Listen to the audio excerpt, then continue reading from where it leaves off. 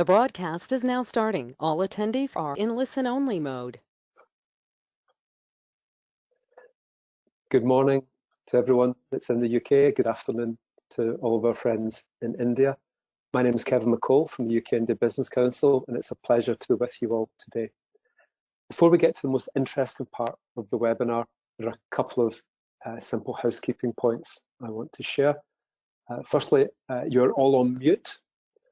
So if you have any questions for our panelists, please use the chat facility on your control panel. And when you do that, please give your name and your company or the organisation that you're representing today. Joining us today in our audience is an impressive range of businesses and business people from across India and the UK. We also have senior government figures from both countries. In particular, I'd like to welcome our speakers today, Mr. Oliver Balhatchit, the British Deputy High Commissioner based in Chennai, and Dr. Neeraj Mittal, who's the MD and CEO of Guidance Tamil Nadu. It's a delight for the UK India Business Council to be working with the British Deputy High Commission and the Government of Tamil Nadu. It has been some time since the UK IBC has engaged in this way. Now, if I remember rightly, maybe 8 or 9 years ago, we took a delegation to Coimbatore, led by our previous chair, the Right Honourable Patricia Hewitt. And then 4 or 5 years ago, we participated in the Tamil Nadu Investment Summit in Chennai. So both of those things happened far too long ago. And I hope that today is the beginning of a closer partnership, and I'm sure that partnership will be a productive one. There's no doubt that UK companies are committed to India. They're committed in terms of creating jobs and prosperity, and they're committing to providing wider benefits to society as well. The UK has consistently been the top G20 investor in India over the last 20 years.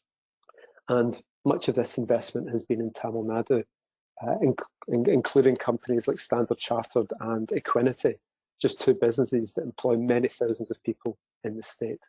And I'm sure Oliver and Dr. Neeraj will elaborate on some of these investments in their remarks.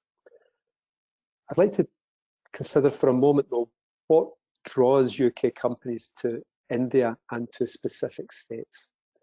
Now, every year for the last 5 years, the UKIBC has done an ease of doing business in India survey. And companies consistently tell us 3 things that matter most in making investment decisions. And those are, A, the size of the market for their goods and services. So is there demand for what that company produces? Is there an investor-friendly government? And there's 2 aspects to this: simple policies with quick approvals, and a government that welcomes a constructive 2-way dialogue with businesses and which has a problem-solving approach. And C, investors are drawn to a strong industrial ecosystem that includes highly skilled people with skills of the future, a local supply chain, and expert professional services firms to help support the growth of those investors. Now, from what I've seen, Tamil Nadu ticks all 3 of these boxes for businesses in many sectors. And I look forward to Dr. Mittal's presentation on the state's strengths, particularly its sectoral strengths, which we will be covering. And Dr. Mittal, it would be really interesting, perhaps at the Q&A, to get your views on Mr. Modi's Self-Reliant India campaign. As major investors in India and as a major trading partner, UK businesses are keen to play a role in supporting India's economic recovery. As such, we want to understand what self-reliant India will mean in practice. Some businesses I speak to worry that this could lead to protectionism. For example, limiting sales in CSD canteens to only goods that are made in India. Now, that's depriving the brave men and women of the Indian forces of Scotch whisky. And no one wants to do that, but that is a concern. And that's just one small example, but an important one. And at the same time, other contacts are telling us that self-reliant India is not India turning in on itself. It's actually India reaching out to the world, looking to be a leader in the global economic recovery and looking to collaborate with partners from around the world in making India better able to, more resilient and better able to respond to future crises. So I will pause at that point and invite Oliver to make his remarks, and those will be followed by Dr. Mittal. So Oliver, British Deputy High Commissioner in Chennai, over to you. Thank you very much, and good morning or good afternoon, wherever you are. I am in Bembridge on the eastern tip of the Isle of Wight in the south of England. I've come back here for a break, and I'm completing 14 days quarantine, of which I have about 5 more days to go. So it's wonderful to be here and have something to do during my quarantine and to talk to you all. And I'm delighted at the number of companies that have joined the call today, and that Dr. Neeraj Mittal is going to present to us. So thank you, and thank you also to the UK-India Business Council and to my colleagues at the British Deputy High Commission for organising this, and for all those working behind the scenes to make sure that the technology works. I won't try to sell Tamil Nadu to you, because that's Dr. Mittal's job. But what I could say, perhaps as a warm-up, is that Tamil Nadu is India's second largest state economy, and I don't know how well that is known. They are serious business people down here in Tamil Nadu, but they are also the warmest and friendliest people in India. I spent some time 20 years ago in the north of India, and the reception I've had down here has been extraordinary. They are extremely friendly, welcoming people. But like I say, they are serious about business. Another statistic that surprised me when I started this job almost a year ago was that in 2018, for example, 28% of the UK's investment in India went into Tamil Nadu. And actually across the south, it was a similar story. Much of the investment from the UK into India comes into the south of India, and 28% of that into Tamil Nadu. And the other way around, investment is on the up as well. India is now, for us, increasing its investments into the UK.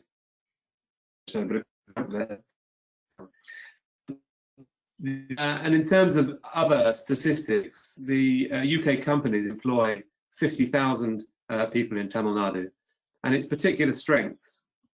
And as I say, I won't expand on these too much, because that will steal from Dr. Neeraj's material. But the particular strengths of Tamil Nadu are health, textiles, fintech, tech, auto manufacturing, and increasingly renewable energy. And that's an important factor for us. Tamil Nadu, along with Gujarat, has pretty much all of the potential for offshore wind, and there's already 50% of the renewable energy installed capacity is in the south of India, and much of that is in Tamil Nadu. So looking to the future and looking to how we build back better and build back greener following the coronavirus, in terms of renewable energy, Tamil Nadu is a place to come as well. So I'll finish perhaps just by saying that we at the British Deputy High Commission Chennai are here to help. We're here to help facilitate any connections between the UK and India. We are part of a network of 7 other British Deputy High Commissions, plus our High Commission in Delhi. In the south of India, that we have Deputy High Commissions in Bangalore and Hyderabad. So that just goes to show the strength of the south of India. In the British Deputy High Commission here, I've got colleagues on the line: Ashwin, who works on health; Srijit, who works on renewable energy; Sujit on auto and advanced manufacturing; Dipti, who leads the inward investment team, so investment into the UK; Paul, who works on business development; and Sam, who helps develop our relationship with the Tamil Nadu state government to work on projects, for example, on ease of doing business, to make the business environment better for all of us. So I'll stop there because there is much to hear from Dr. Mittal and then many questions to follow from that. But thanks very much, and I look forward to a good discussion. Oliver, thank you very much. All the way from an island just off the south coast of England. I should have said I'm sitting in London, not quite in quarantine, but 4 months working from home is starting to take its toll. I'd now like to invite Dr. Miraj Mittal to give his presentation on the strengths of the Tamil Nadu estate. And it's really looking forward to hearing from Dr. Mittal, not least because he's Managing Director and CEO of Guidance Tamil Nadu, but also he got a master's degree from Cranfield University in the UK, and as part of his broader experience, he spent 3 years, I think, working for the World Bank as well. So bringing a lot of diverse views into the government of Tamil Nadu there. So Dr. Niraj Mittal, over to you. Thanks, Kevin, for giving us this opportunity to engage with the future entrepreneurs who we are waiting with open arms to welcome them in Tamil Nadu. Let me also thank Oliver, who has been instrumental, along with his colleagues at the High Commission here, to help us and British entrepreneurs to come up in Tamil Nadu and set up their operations. Let me start with the broad agenda I wish to cover today. So we can go to the next slide. Can we go to the next slide? Yeah, thanks. So I would like to cover I have about 20 minutes for the presentation. I hope I can keep you guys awake for this 20 minutes. We'll keep, go fast and make sure it's exciting. The first, we'd like to cover something about Tamil Nadu at a glance, some infrastructure highlights of what is available for the major inputs for manufacturing and in service sector. We would cover some more major focus sectors where we have been receiving the most of foreign direct investment and domestic investment. Then we will also cover some future sectors which seem, for example, the renewable energy, as was mentioned by my prior colleagues, in some incentives and subsidies which the state government provides for new investments, hand-holding support which we provide, and what the government has done in context of COVID-19.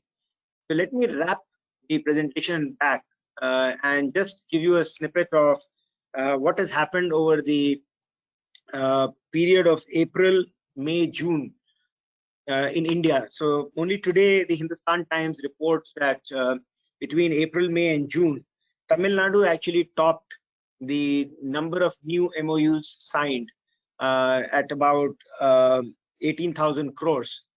All the other states, which are the traditionally states where investment goes, for example, Maharashtra, Gujarat, Andhra Pradesh, Telangana, all had much lower numbers during this period. So during the peak of COVID, when we would not expect any MOUs to come, we had about 18,000 crores. And I can only share with you that going forward in the next couple of months, the rate is not slowing down. So there is something inherently attractive in the state of Tamil Nadu, and let's quickly have a peek at what we have to offer. Can we have the next slide, please?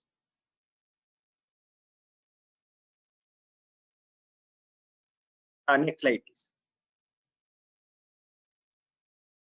So the previous slide was actually a very nice slide. This is the Shore Temple on the coast, a beautiful place called Mahabalipuram, where which is a jewel of Tamil Nadu's tourism, and a lot of tourists come from across the world to visit that place. It's a very ancient temple there, and not people don't worship it, but It was meant to be capturing the story of Mahabharata, an epic in our mythology.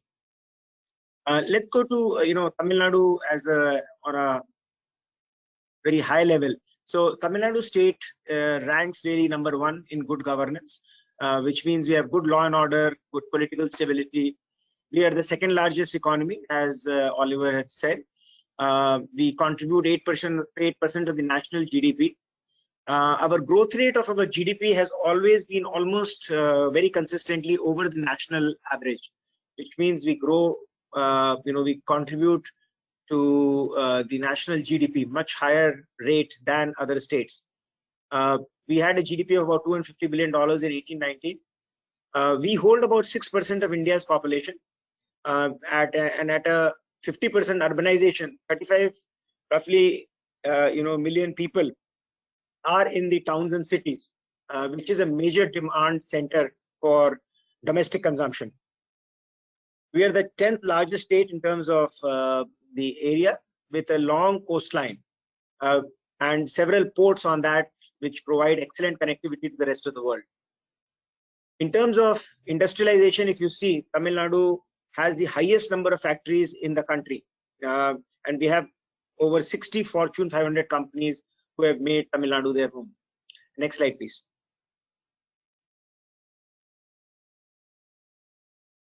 So let me quickly run through what is it that Tamil Nadu offers to a potential investor.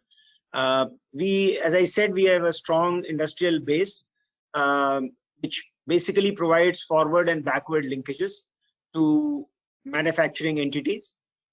A great industrial infrastructure with about 39 industrial clusters and 36 operational export zones, special economic zones, and 25 large industrial parks. We have a ready-made 8 million square feet of plug-and-play facility for investors who do not want to, burden themselves with large investments in real estate. You might have heard that last couple of years that there has been a water shortage in Tamil Nadu, and that could be a potential risk. Government has taken proactive steps. We have set up 500 million liters a day desalination plant and a 40 million liters a day tertiary treatment reverse osmosis plant in Chennai to meet to the needs of the industries. Another 60 MLD plant is proposed in the southern part of Tamil Nadu in Tuticorin. There is another hub of industrialization. There is a large major port there. Tamil Nadu is also becoming a hub for R&D centers. We have large number of specialized universities. We were a great harbinger of privatization of higher education, and there is a very vibrant ecosystem here. We have an IIT Chennai, which is world-renowned. We have Anna University.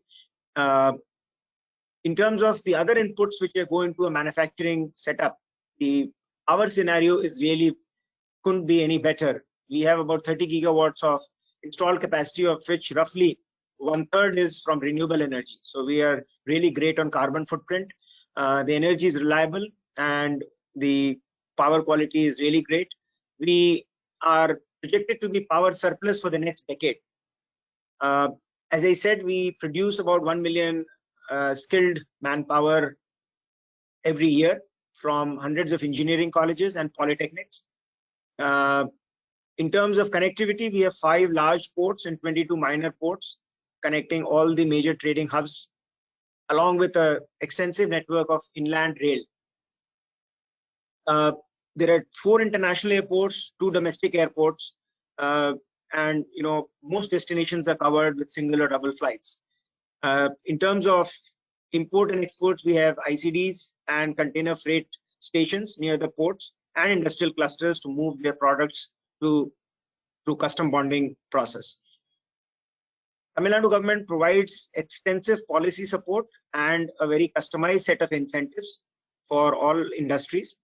The administrative mechanism has been known to be the best in the entire country.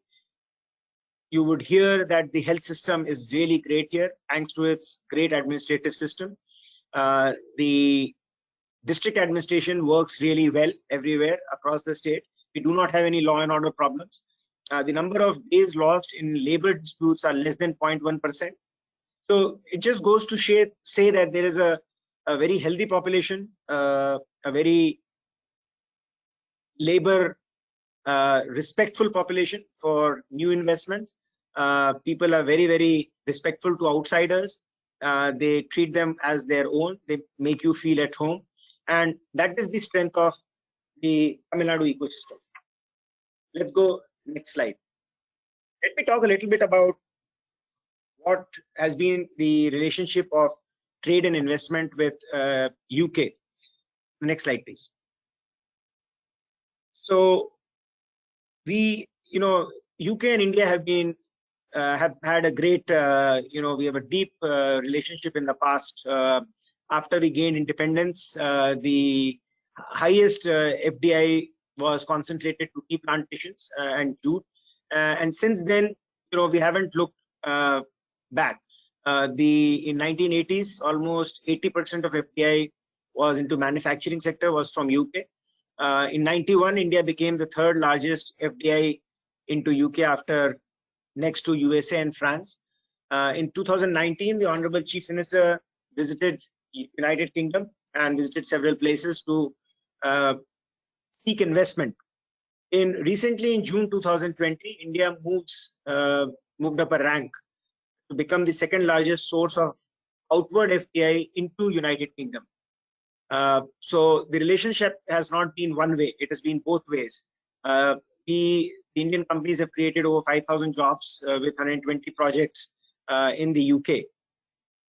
The United Kingdom foreign direct investment into Tamil Nadu, on the other hand, has been at a much larger scale. It's roughly about $2.2 billion so far, and the companies like Unilever, Shell, Savills, Harrison, Ashok Leyland, we can call them both having a relationship with both UK and India. Vedanta, all of them put together have created a large number of jobs in the Tamil Nadu state of about 18,000 jobs. Next slide, please. Let's go to the come up and describe for you a little bit about the sectors which we are looking into. Next slide, please. Yeah, next slide.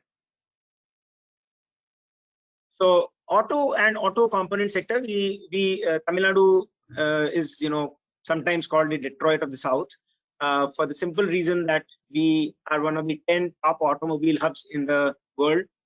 India's 35% of the production is from Tamil Nadu.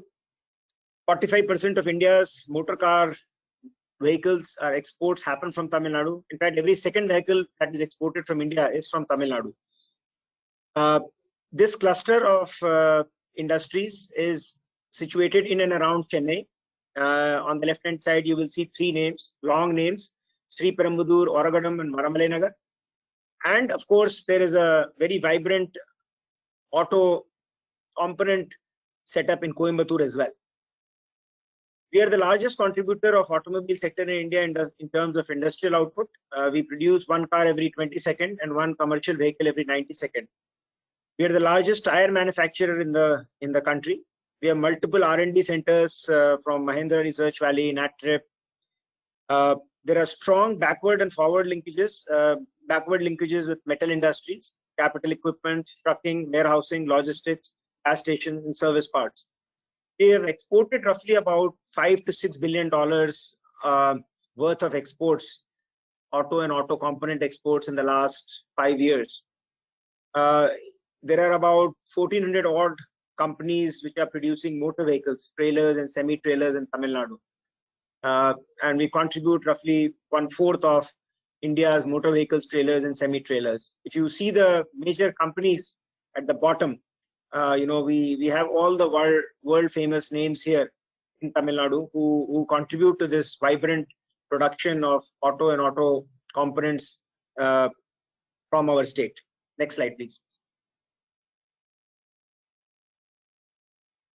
Electronics and hardware is another very important sector for the state. We ranked second, the first being a state in the north, the Uttar Pradesh. We are producing roughly 16% of the national production. The computers and peripherals alone, we have a leading share of about 62% in the electronics output. The state ranked third in India in terms of our exports. Our exports stood at about $1.3 billion in 17-18. There is a vibrant ecosystem which consumes this production, including automotive, mobile phones, end products, telecom, consumer durables, medical electronics, and the investments, foreign direct investments into the state have not ebbed at all. There was recently a big story in the newspaper as well. You can see our major partners here: Foxconn, Motorola, Samsung, Salcom, Nokia, Dell, Flextronics. All of them know that Tamil Nadu is one of the most favorite places to invest and most friendly places to invest. One of the main reasons why they come here is basically because of the manpower, which is abundant, very peaceful, and skilled. So these are the three main reasons from the labor side. And of course, excellent connectivity to the rest of the world through the ports and the airports. Next slide, please. General manufacturing is another, the residual sector where Tamil Nadu really does well. We have about 37,000 factories across the state.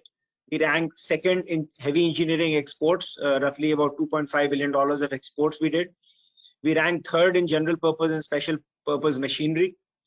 And this sector really provides a large employment to of about 2.25 million people by about 3,000 large units. If you see the companies, they're all again familiar: Mitsubishi, Komatsu, Alstom, Toshiba, JSW, Gamesa, Vestas, Timken, John Deere. All of them, well-known names. They are all in Tamil Nadu, adding to this vibrancy of this sector. Next slide, please. Especially with in the COVID times, the chemicals and petrochemical sector, where we are third, has become very important, and the state government is taking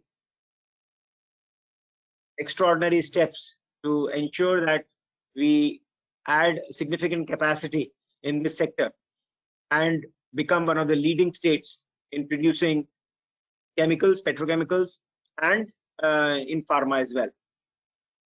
So Tamil Nadu's contribution here is about 6% of the total chemicals output.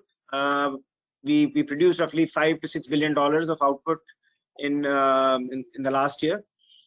Our output has been growing at a CAGR of about 15%, which is really large at this base. We produce a lot of plastic, and that gives an impetus to a lot more downstream industries. The chemicals output has increased at about 13 to 14%. We have a large area of about 20,000 acres in the southern part of the in Tamil Nadu, where you can see this place here. This is Tuticorin, where we have a major port, and we have about 20,000 acres of land which will become there is a large investment that has been announced there, and which will become a hub of chemical and petrochemical in the near times. As you can see, again, large number of companies who are home to Tamil Nadu in this space. At the bottom. Next slide, please. The next sector is textiles and garmenting. You might have heard of a city called Tirupur, which is again in Tamil Nadu, which is sometimes called the state is called the Manchester of the South, and Tirupur is a city which is supplier to a large number of multinational on their final products. The state produces roughly 40% of the total yarn in India. We have about 60% of textile mills in Tamil Nadu of the total country. About half the garmenting units are in Tamil Nadu. The textile sector is a leading producer of employment. We employ roughly 35% of the workforce. We are home to a lot of companies which are now getting into value addition by technical textiles, and this is an area which is really government is seeking inward investment in this area. We also contribute roughly 20% of the India's total export of ready-made garments, and this is produced in all over the state, especially in the western belt of Coimbatore, Tirupur region. We exported roughly $6 to $7 billion, and this is an area where the downstream side production of textile machinery will be something which will be very, very welcome investment there, and in value-added textiles, especially technical textiles. Next slide, please.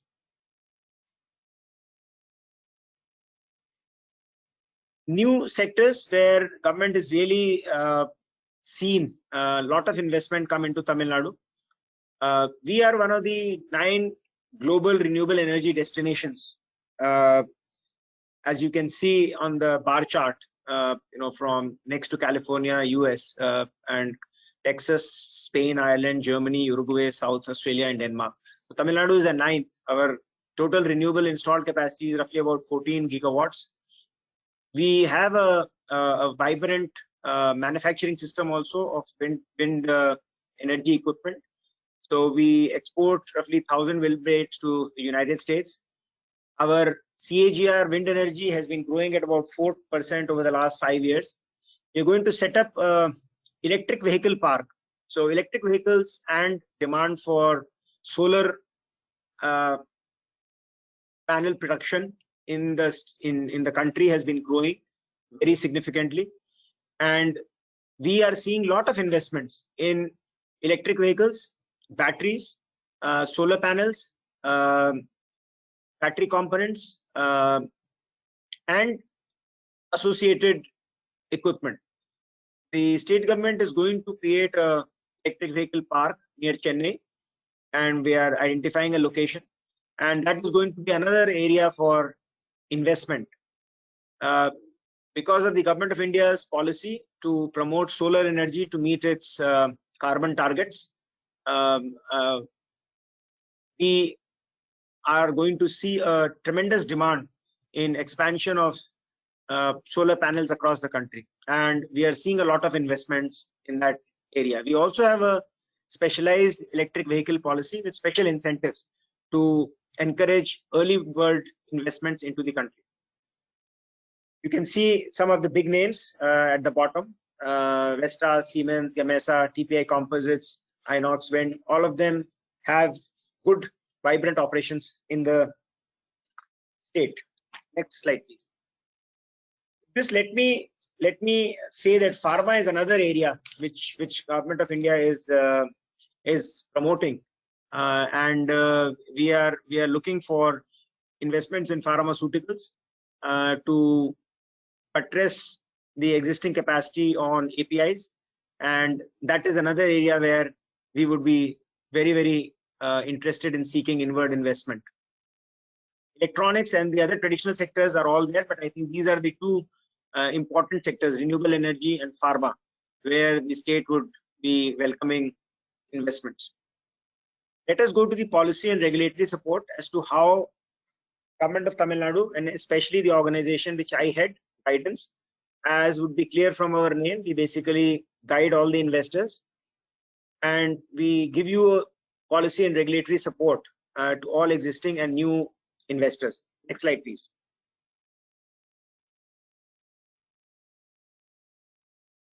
So at the center is the Tamil Nadu Industrial Policy of 2014, which we are now under the process of renewing, and we will come out with a new policy very soon. But the existing policy provides a host of incentives to new investments, which include a capital subsidy, which include a stamp duty exemption, electricity tax exemption, land allotment exemption at subsidized rates, training subsidy for employees. We also provide subsidy to set up environmental protection infrastructure.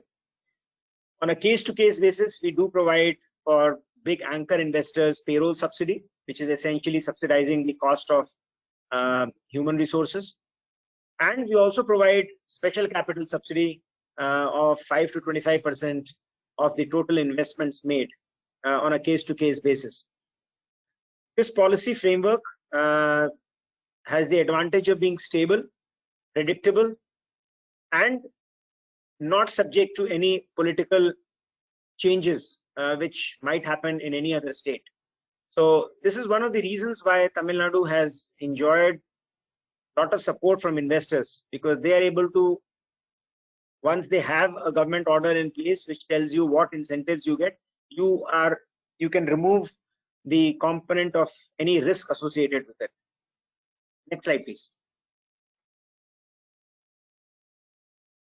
In an effort to promote investments in the southern part of Tamil Nadu and to diversify the investment, there are 9 southern districts where government provides additional and higher benefits, essentially in terms of halving the cost of the land, providing 100% exemption from stamp duty in parks which are developed by the state entities, 25% additional back-ended capital subsidy, and we also help with specialized acquisition of land, etc., where industrial parks are not available,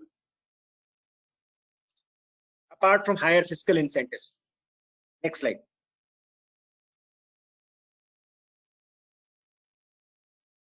Government has been very proactive since the establishment of, since the commencement of the COVID crisis. And we were the first state to actually come up with a special incentive package for COVID-related manufacturing. So as every country faced shortages on PPEs and gloves and masks, the government provided a 30% capital subsidy for for any unit which is set up for this purpose, with 100% stamp duty waiver, some interest subvention, and also a 50% buyback guarantee of the product. The government also came up with a scheme for the medium and small scale enterprises, a special package for them to meet their capital requirements and reduce their burden of financing working capital, etc. The government also eased one of the difficult approvals on environment front. It's called the consent to operate, and they could actually, the first step is to consent to establish, which means you have to establish that you are able to produce a product without violating the Environmental Protection Act, and then only you can actually start establishment. Then once you get that, you are able to start, and then before starting the product production, you have to take a CTO. So the government said that you can just apply for CTE and then start construction without waiting for it, provided you're yourself satisfied of the compliance to the act. The government also established a special investment task force to attract new investments, and this task force is going to give a report on how the areas and sectors and countries where we need to focus on investors, fast track clearances, and special incentives that could be offered, especially when industries are relocating from other parts of the world to India. There is another high-level committee to see what are the challenges which have emanated from COVID-19 and to ease those fiscal challenges faced by the economy. There is a special committee headed by our central bank governor, Mr. C. Rangarajan, who's going to give the report shortly. We also have in place two high-powered committees, which are going to actually hasten one of the difficult approvals in terms of land acquisition, in terms of pooling up land or changing their classification, and any other departmental roadblocks. The high-powered committee headed by the Chief Minister clears all the proposals. During the COVID, guidance actually implemented the hand-holding, and Oliver might testify to that there was a good amount of support from guidance to all the industries in terms of because it was we were changing the wheels as the car was moving on a daily basis. People were reacting to different experiences, interpretations, and helping the companies also continue with production processes, movement of labor, compliance with new guidelines of COVID, implementation of lockdown. So guidance provided the support to all the companies from various countries. Next slide, please. Next slide, please.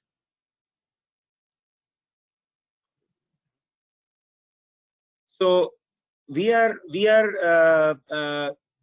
guidance is what we are. I represent guidance. I am the MD and CEO. We are the nodal agency for attracting investment into the state. We are also the single point of contact for investors. We provide locational support to industries wherever they set up industry, local clearances, from identifying the land to getting clearances. We also do investment promotion and facilitation activities. We have, in terms of supporting these processes, we have a single window portal where investors can simply apply, and then at the back end, all the different departments get their applications and they issue approvals. We have also come up with a revolutionary concept of BizBuddy, which is basically an investor help desk or a grievance redressal portal, where if any investor faces any issue inside the state, we guarantee to address it within 4 weeks. Guidance has a high standard of performance. We are called 24 open. One of the reasons we are called 24 open is that we are open 24/7. We work 24 hours a day, and we promise to respond within 24 hours of any query. We have sector-specific desks for each sector. So when an investment comes in a particular sector, there are specific regulations which apply to that. So our team is well versed with that. We have country desks to deal with specific country investments. We have a team which deals with ease of doing business, and we continuously review our internal and external processes to make the ease of doing business better.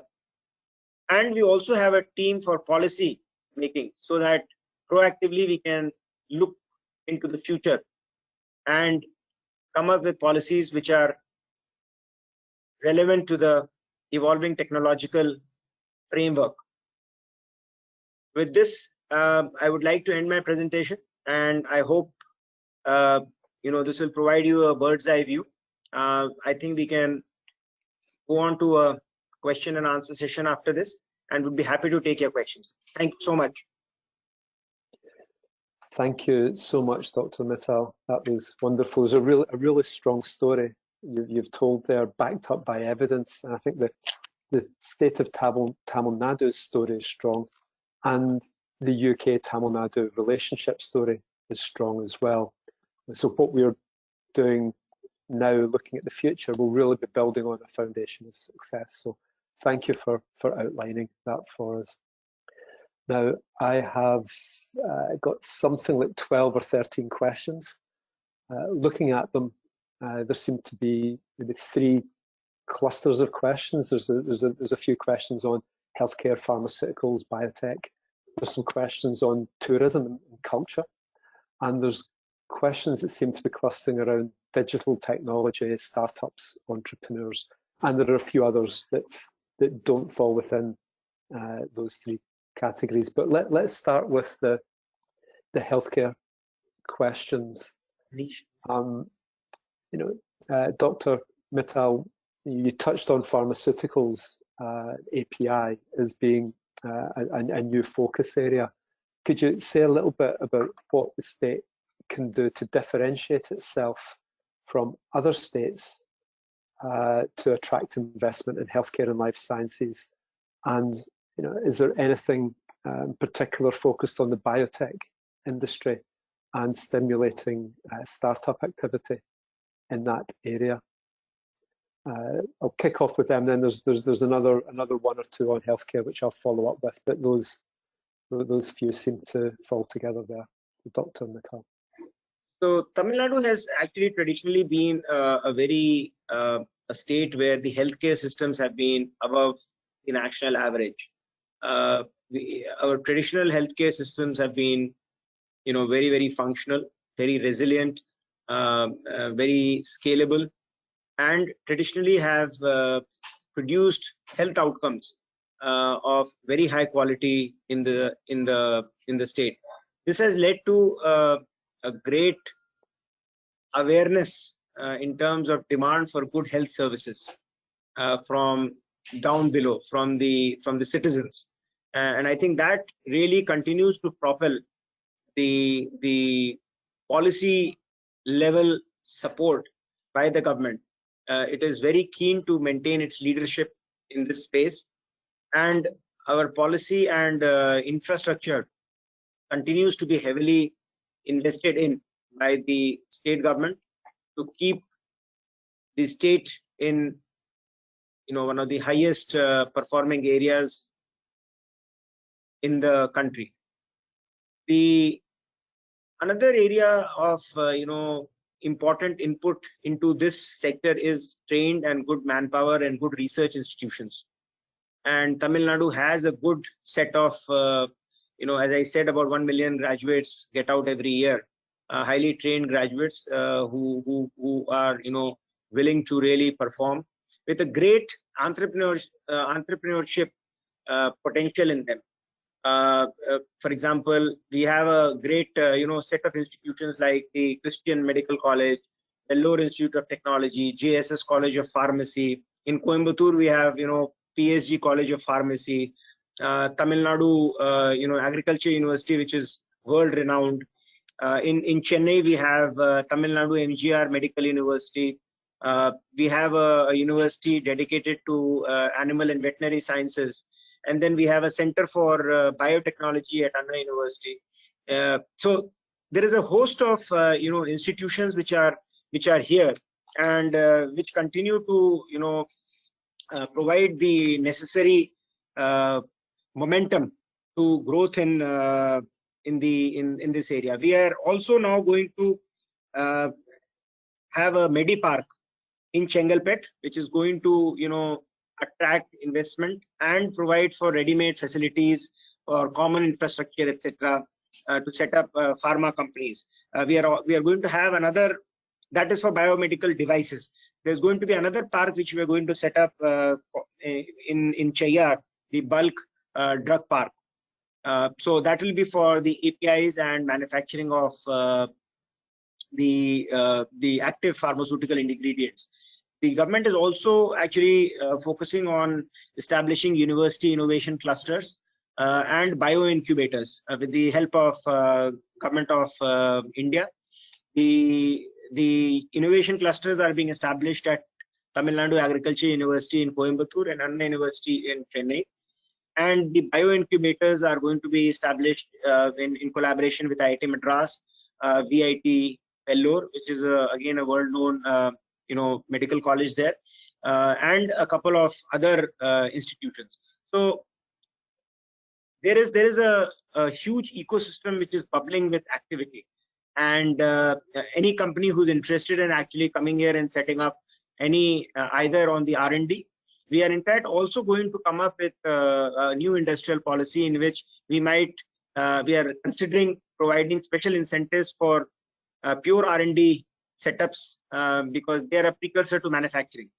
So rather than just focusing on manufacturing, we would like to actually focus and incentivize pure R&D units as well to lead so that their output can lead to meaningful manufacturing.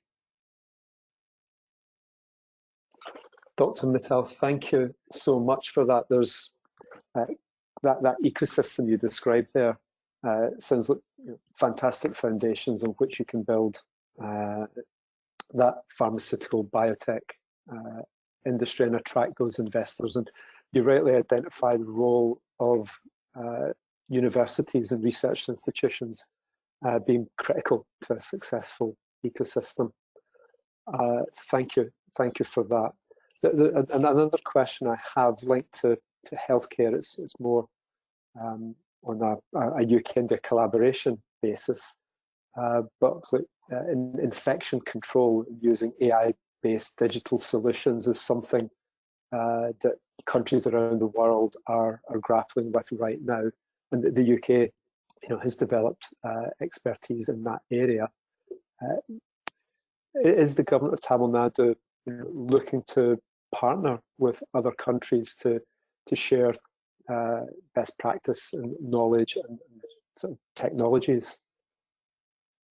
So I understand that one of our partners in the US who we work with for getting investments into India, one of their companies which they have incubated is working with Chennai Corporation to actually track and COVID cases and identify potential contacts who might have got into, and then bring them into a surveillance mechanism so that any infections could be controlled.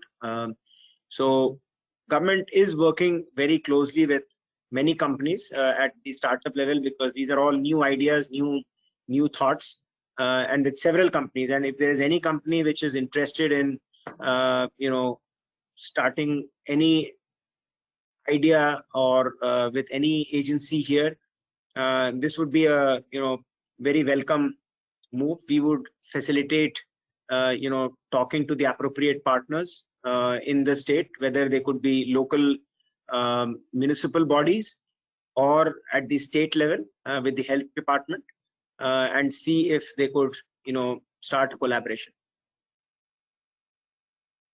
Thank you, Dr. Mittal. If such companies were interested, should Oliver or I contact you as our entry point into the government of Tamil Nadu? Yes, please. Yes, please. That would be fine. We would take over from there. Right. Thank you. Thank you very much. As I said earlier, there were some questions around tourism and culture. Tamil Nadu, and you touched on it yourself. You talked about sort of temples right at the beginning. Tamil Nadu is the largest number of tourist arrivals in India. Questions here linked to what plans do the state have to develop infrastructure to support tourism, including airports. The Chennai airport has been specifically mentioned here. And what are tourist destinations doing to make sure they're safe places to visit during sort of this COVID-19 outbreak? So to be frank, I don't think this is the best place to go tourism. The inter-district transports are not allowed at this point because of several hotspots and containment zones in various parts of Tamil Nadu. So I would not advise anybody to go tourism currently, because it is under shutdown. Many places are under shutdown, but that does not mean that the tourism potential is diminished. As soon as the lockdowns are lifted, government will be taking steps to ensure that proper social distancing norms are maintained. Hygiene is maintained. Local populace is sensitized to providing food and beverages and everything in a very hygienic manner. The local bodies who hold this responsibility in across Tamil Nadu are highly sensitive at this point, because they know the scale of pandemic that can happen with a single case and how it rapidly expands. So the main issue in all of these cases is to actually create awareness, and there is an extremely high level of awareness here. Tamil Nadu has several UNESCO listed. We have got about 5 UNESCO World Heritage Sites, which is the largest in India. Darasuram, Mahabalipuram, which I talked of earlier, Tanjavur, the big temple, Gangaikonda, Cholapuram, and then the Nilgiris mountain rail. I mean, these are, I'm just listing these 5 because these are UNESCO heritage sites, and we would be really happy to have tourists from United Kingdom to come here and enjoy these places the moment things become better on the COVID front. There are opportunities also. In terms of opportunities, we are looking for setting up of resorts, hotels, recreational facilities. I mean, we are a water, along coastline, so hovercrafts, theme parks, recreational activities on beaches, setting up of water, water sports, budget hotels, golf course, aquariums. I mean, these are all opportunities which are just there in large numbers. But I think we just have to temper it with the risk of COVID right now. And as we go forward, I think things will open up in large measures. Yeah, and Dr. Mittal, the other part of that question was about the infrastructure development, specifically airports. Are there plans to create new airports or enhance existing ones? Yeah, so there is a plan for a new airport, and I think it is in pretty advanced stages of finalization. So we should soon exactly know what is happening on that front. Okay, thank you. The next question I want to go on to, I'm not sure whether that's been addressed to Oliver or to Dr. Mittal. It's asking if there have been any examples of UK fintech investments in Tamil Nadu, or more broadly, any digital tech investments that are taking place in the state. So, Oliver, is that something that you have visibility of, or was that a question for Dr. Mittal?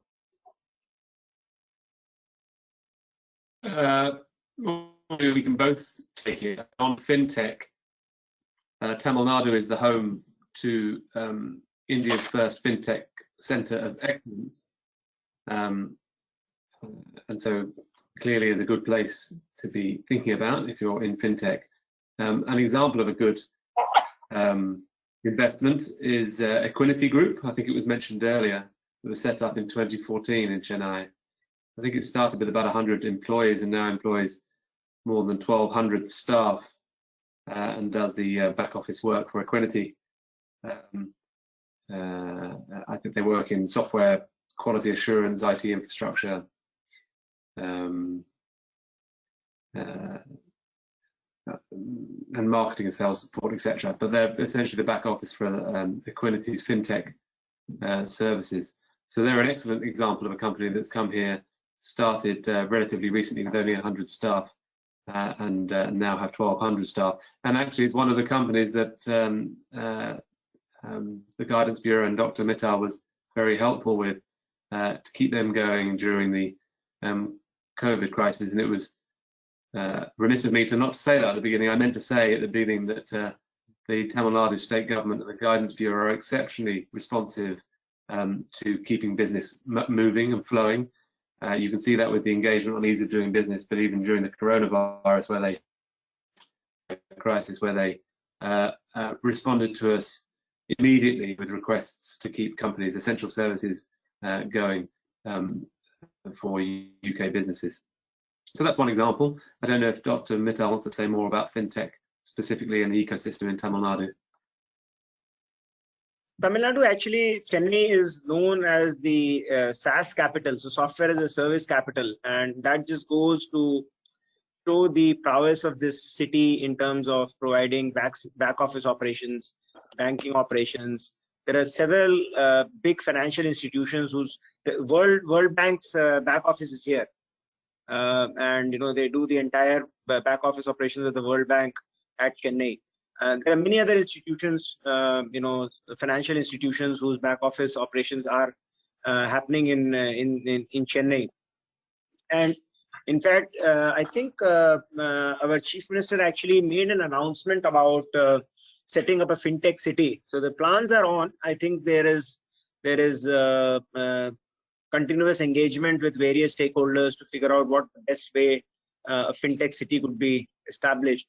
And with growth in technology, with large fiber optic connectivity, underground sea cables of data landing up in Chennai, we are seeing a large influx of data centers here.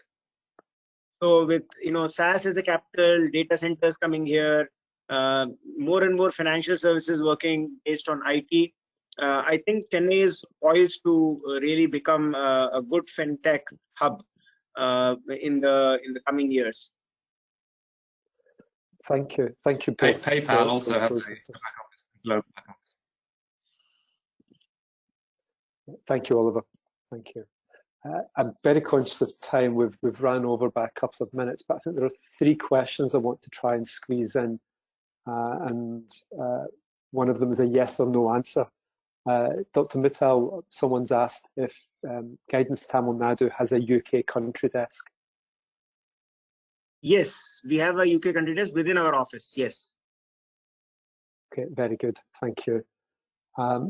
You mentioned earlier that Chirapur is often called the Manchester of the South, and UK city regions, including Manchester, Sheffield City region, the West Midlands, around Birmingham, are all got active economic engagements with India. And I know you represent the government of Tamil Nadu rather than any single city, but in your view, is there an appetite in Tamil Nadu for city-to-city diplomacy, partnerships between cities in Tamil Nadu and in the UK? Yes, I that is always a welcome step where we can learn from each other. Many times the challenge really happens is, for example, we have several city-to-city engagements.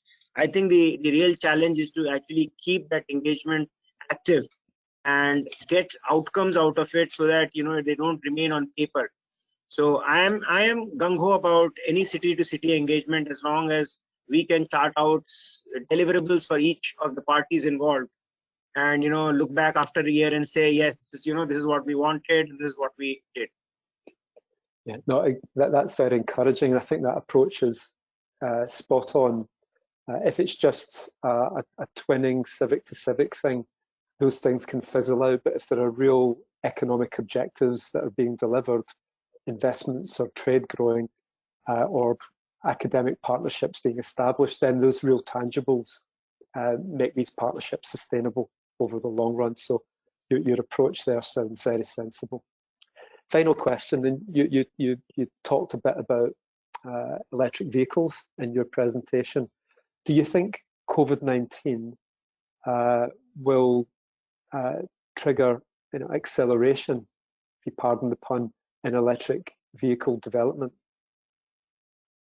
Well, COVID-19 in general will accelerate vehicle acquisition, because I think the mass transports, unfortunately, I don't think the world can afford lots of mass transit options, but because of the risk of infections, there may be a personal choice made by the citizens that they would rather use smaller personalized vehicles in which they have more control over the hygiene than going in a public transport. So I hope this doesn't cause damage to our ecosystem and environment, and there is a healthy balance between the public transport and private transport. But I think the writing on the wall is clear that you will have more of private transport coming up, and in that sense, the awareness in India for electric vehicles is very high. The couple of 2 or 3 new startup companies who have actually come and test marketed their vehicles, they have 6-month supply wait lines. So it's a very encouraging sign. Okay, thank you very much, Dr. Mittal. Just as we draw this to a close, I want to invite Oliver and then Dr. Mittal just to give any final thoughts that they have before we wrap up for today. So Oliver, do you have any thoughts you want to share before we conclude?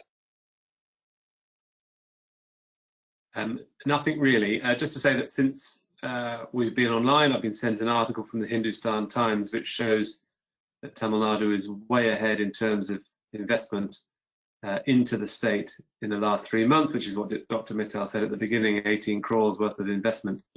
Maharashtra's in second place with 11 crores. And Karnataka, a neighbouring state, is not on the list of 10. So for this last 3-month period, Tamil Nadu has done amazingly well in attracting investment during a difficult time. But nothing really to add, just to reiterate how welcome receptive the Tamil Nadu government are to feedback, to advice, to guidance. They're very quick to respond to requests. They're an excellent partner to work with. And so I thank Dr. Mittal for that and for coming on today. And maybe just a plug. We talked about renewable energy, and you can see Tamil Nadu is a big destination for renewable energy in terms of installed capacity already and potential.